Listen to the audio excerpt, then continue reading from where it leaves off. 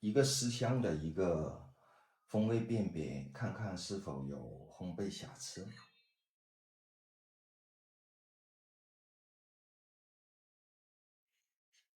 好，2分钟，进行轻微的搅拌3下。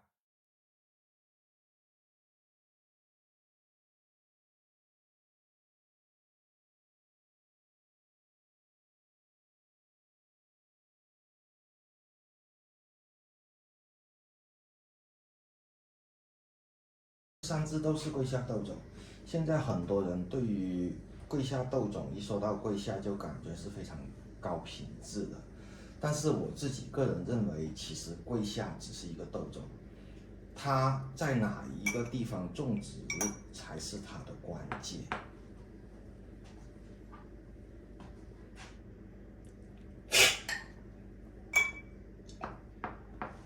焦糖感、奶油感非常强。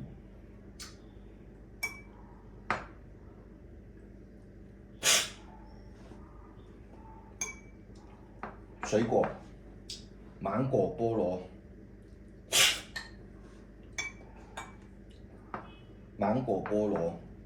还有发酵的酒感味比较重。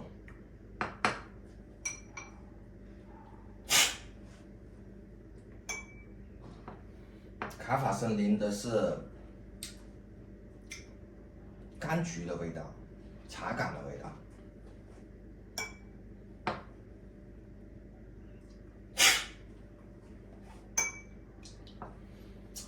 所以说，对于桂虾豆种来说，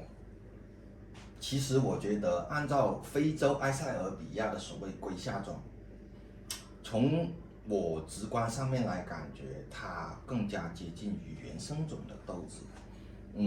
他说桂虾豆种其实也不一定有问题，因为原生种里面它包含的就是比较多的一些不同的种子。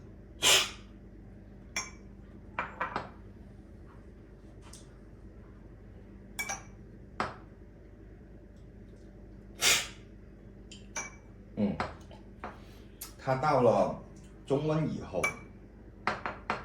豆子的酸质就比较明显了。非洲豆，特别是非洲埃塞俄比亚的豆子，一直都是有非常浓郁的地方特色。它的地方特色就是比较明亮、柔和的酸质，还有它的花香和果香类。其实花香类更接近于是草本类的东西。可能很多人听到草本类，他们联想到的是青菜，或者说青草，但是在风味轮里面介绍，草本类是包括香草类、罗勒类和薄荷类的这一块，它也是属于草本类的风味。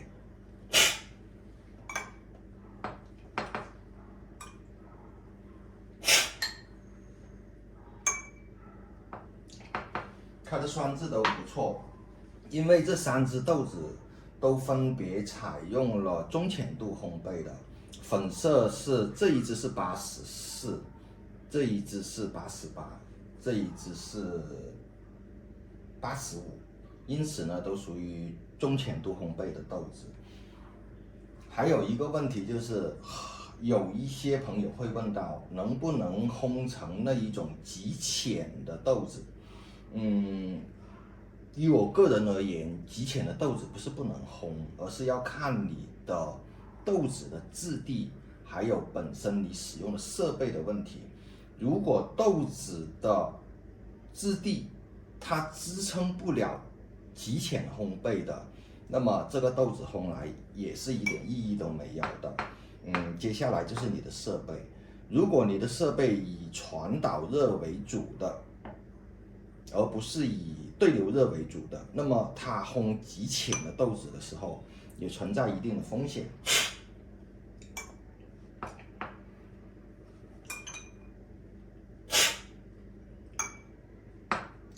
为什么这样子说呢？因为我们都知道对流热也就是热风烘焙，它的效率是最高的，特别是在对豆子加热的时候是很均匀的，它因此很快的就能把豆子的内部的水分蒸发掉，同时形成化学反应。如果说是使用传导热的话，它就进入豆子的内部的热量就比较缓慢，那么它形成出来的风味它又不一样。使用对流热，它能迅速的把豆子升温到一定的程度出锅，但是呢，它夹生的风险是非常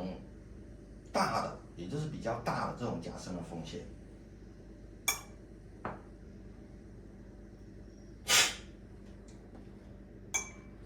如果豆子在